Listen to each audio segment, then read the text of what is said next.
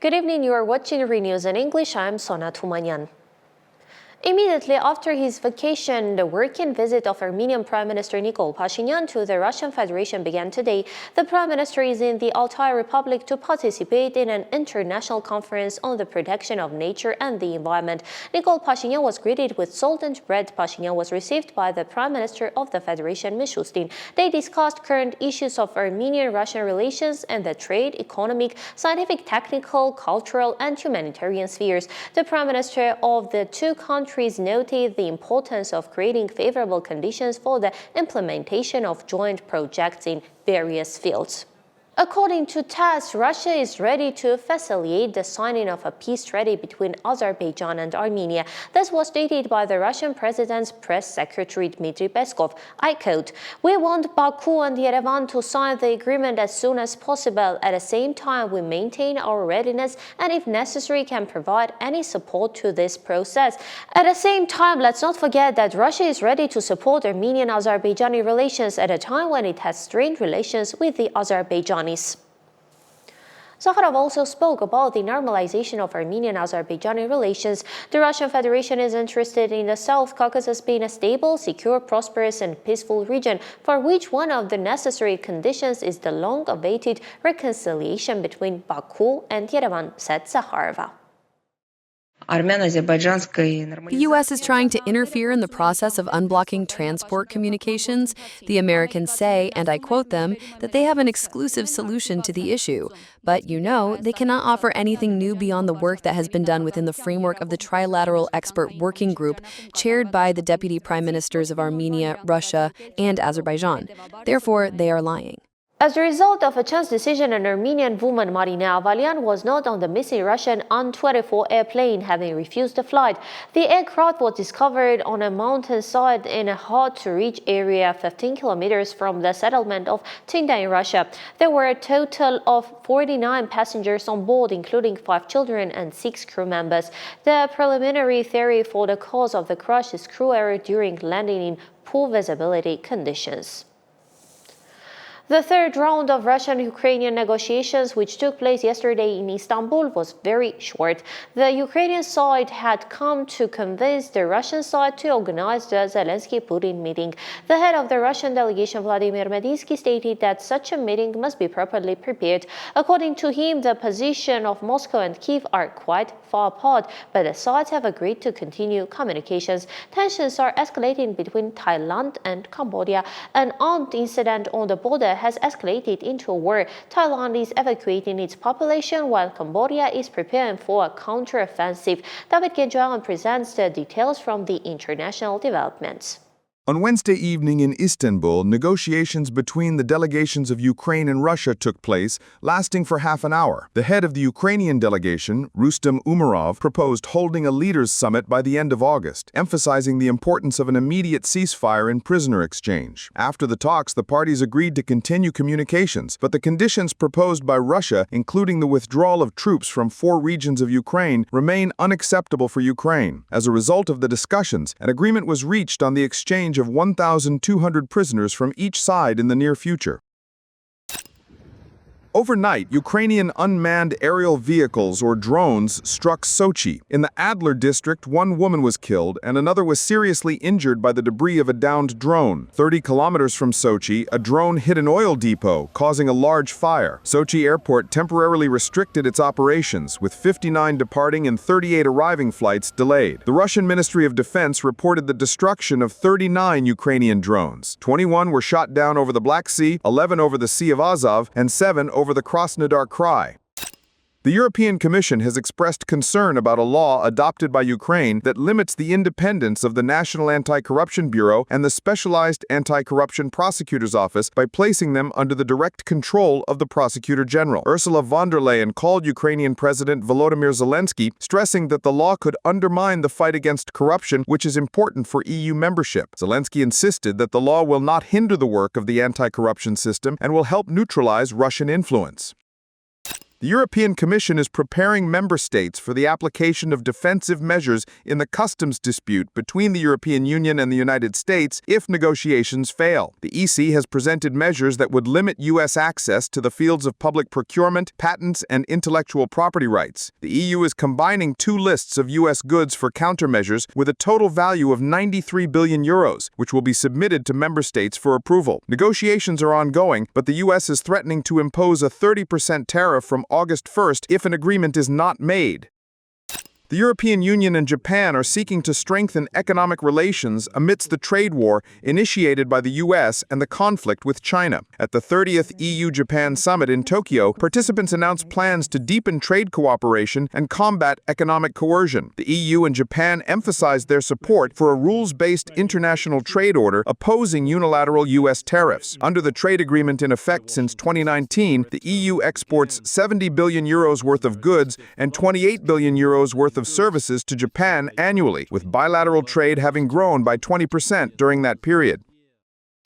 The Israeli parliament has approved a declaratory resolution calling for the annexation of the West Bank with 71 votes in favor and 17 against, but it does not have legal force. The West Bank, which is part of the state of Palestine, is partially controlled by Israel, and the UN considers it territory occupied since 1967. In July 2024, the International Court of Justice ruled that Israel's presence in the region is a de facto annexation and violates international law. Hamas has presented its latest response to the Gaza Truth Proposal after more than 2 weeks of indirect negotiations in Qatar, which have so far not led to a breakthrough. Israeli attacks in Gaza on Wednesday killed at least 77 people, including 25 who were seeking aid. A coalition of 109 aid organizations has warned of the mass starvation of Palestinians in Gaza and has called for an immediate truce and the lifting of all restrictions on humanitarian aid. Rumors are swirling that lawyers Geoffrey Robertson and Amal Clooney will join businessman Samuel Karapetyan's defense team. Meanwhile, in Armenia, it is being discussed whether yesterday's decision by the International Arbitration Court regarding the electric networks of Armenia can go unenforced. Apparently, it can if the decision contradicts public order. This was stated by the Minister of Justice of Armenia.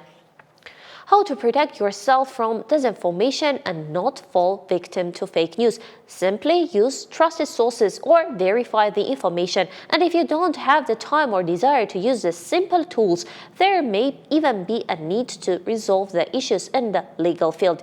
The more opportunities the press provides, the more problems it creates if you don't consume the news you receive correctly. Here is an in-depth report on the topic from Mary Danielian.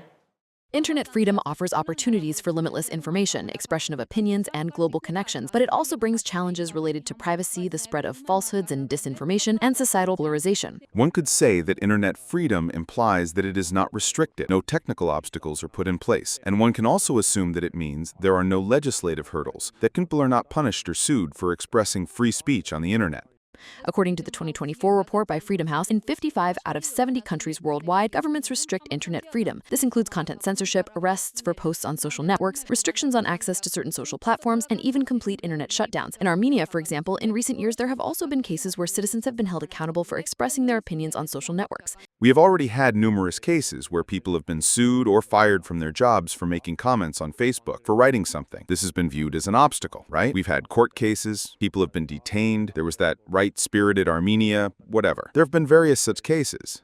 Internet freedom is often perceived as an unlimited opportunity to express thoughts and opinions, but it can also create an environment where the lack of control becomes a very serious challenge. If we are already using the words freedom, permissiveness, or addiction, what does this imply? It implies, so to speak, a certain uncontrollable atmosphere, an uncontrollable domain, which for us becomes, in social relations, in all types of relationships, in all domains of relationships, vulnerable. It becomes a problem to which I think we are all subject. The psychologist assures that complete internet freedom, uncontrolled information, and hate speech affect the behavior of society. The propagated hate speech, the propagated phenomena, which if presented in a filtered or competent manner, would actually be guiding, purposeful, and analyzable for us. At this moment now have that same, so to speak, speak, directed in a negative sense, significance on different strata and groups of society. And what does the individual do? Perceiving this, the individual tries to spread that same hate speech, that same, so to speak, attitude themselves. Restrictions on internet freedom are often justified by the need to protect national security or public order. Yes, in a war or a bad propaganda situation, when there is foreign propaganda interference against the country, the state can consider its restrictions, but it must be done with a mechanism that makes it possible to understand, explain, and appeal if there are unjust restrictions.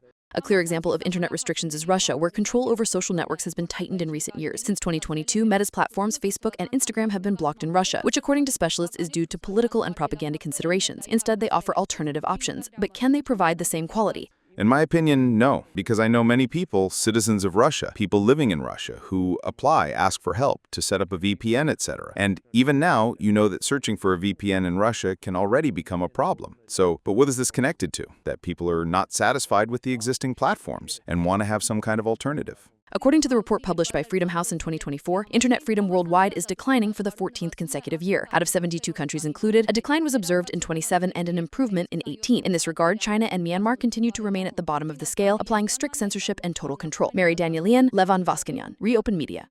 Ani Hovhannisyan reports on the declining endemic fish species and the ecosystem after visiting Sevan for a second time. The Garama Beauty is facing serious problems due to pollution and emissions. Of course, there are paths to a solution, but we cannot expect swift results at this moment. Let's listen to Ani.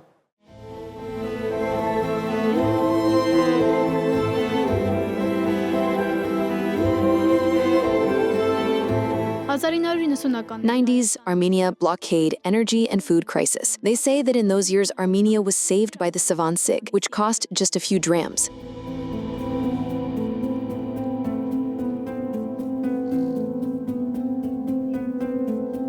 The lake is still of vital importance for Armenia today. We relax on its shores, eat its fish, drink its water, and irrigate our fields. The fauna of Sevan is its breath, its pulse. So how do our actions affect this pulse?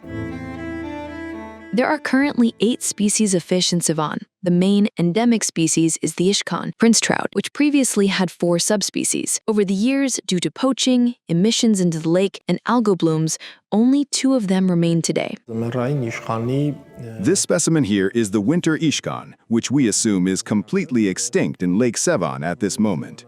It reached large sizes, even 22 kilograms according to literary data, and it was the winter Ishkan that provided the lake's main commercial stock of trout, so to speak. For more than 10 years, Tigran has been striving to save Sevan's disappearing fish species. He grew up in Gavar and says he knows Sevan like the back of his hand and knows its problems by heart. The Gegar Kuni Ishkan, but the Gegar Kuni Ishkan also had an alpha form. I mean, not enough genetic studies were conducted back then for all of this to be very scientifically clear, but according to the literary data that has reached us, it had a form that was larger in size and reached, according to that information, up to 26 to 27 kilograms. The ichthyologist doesn't link the extinction of the winter Ishkan and the alpha species as well as the low population of Kogak, Sevan barbel in the lake, solely to pollution. According to Tigran, Sevan is endlessly studied but not treated. During the period of the lake's water level dropping, a phased extinction, so to speak, of the species that spawn in the lake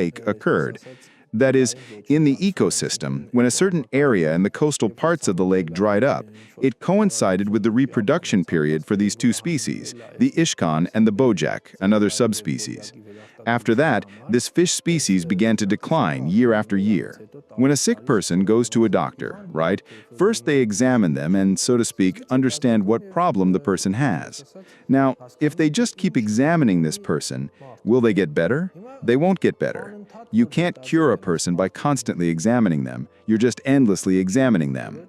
Now, it's the same with Lake Sevan, endlessly studying Lake Sevan, constantly saying, the organic matter is increasing. Let's travel together to the village of Karchagbir to see what stages the fish roe goes through until it becomes fry and end up in the waters of Sevan. For the lake to breathe its veins, the rivers must breathe first. After all, 28 rivers flow into Sevan. This small and narrow stream was once a fast-flowing river. This is the Karchagbir. The sewage from a nearby military base flows into here. The Gegarkuni and Summer Ishkan, as well as the Kogak, spawn here. The river has been in this condition for several years now, and the restoration programs remain on paper. This year, the Ministry of Environment, together with Sivan Ishkan, has launched a Kogak reproduction program. The sanitarian of the lake, the Kogak, feeds on dead plant and animal remains at the bottom of the water. To gain 1 kilogram of weight, it consumes on average 16 kilograms of detritus, decaying organisms, from the water. For the net cage farm, it starts by bringing fingerlings of about 50 grams, around 50 to 100 grams, from the fingerling production plant. We raise them here for about 3 to 4 years until they become the broodstock. After they become sexually mature, we get the roe from them, fertilize it, and transfer it to the fingerling production plant. The healthiest and most viable fish are selected as broodstock. They produce offspring 3 times. The less vigorous fish are sold, resulting in a zero-waste production. We release the fingerlings when the fish are already a bit larger. For example, it was decided that we would release fish from 5 grams and up because the living conditions in the rivers are not so favorable for releasing fish at this life stage. We release them directly into the lake.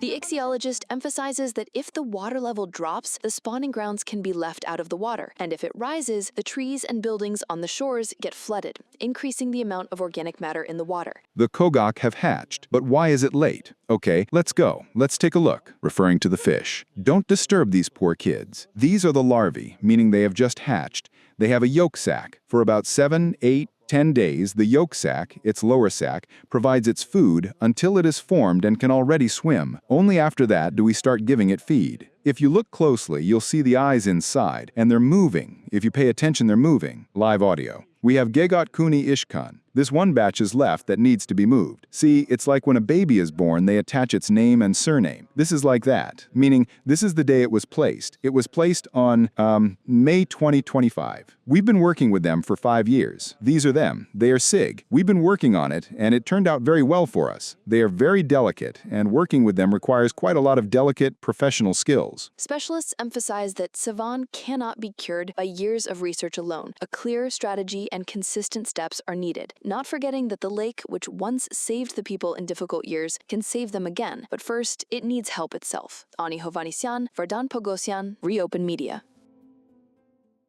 Armenia is hospitable. No, that sounded too modest. Armenia is one of the most hospitable countries in the world if you look at it through the eyes of a tourist. By the way, our country is also safe and secure, but these are assessments based on feeling. My colleague Anna Harutyunyan has interviewed tourists and discussed our tourism opportunities with an expert. Let's listen. Maybe you'll decide to buy a plane ticket to Armenia right now. Yes, hi, Kanika. I have an Armenian wife, but she's not from Armenia. She's a Persian Armenian. This man from Glendale is one of 215,253 tourists who visited Armenia in June, according to the Tourism Committee. The number of tourist visits in June of the previous year was 180,718. In 2024, there was a decrease compared to 23, which was essentially the first time in Armenia's tourism history, excluding the years of the coronavirus and the subsequent war. There was also a decrease in this first quarter. According to industry expert Makak Presyon, the growth is promising.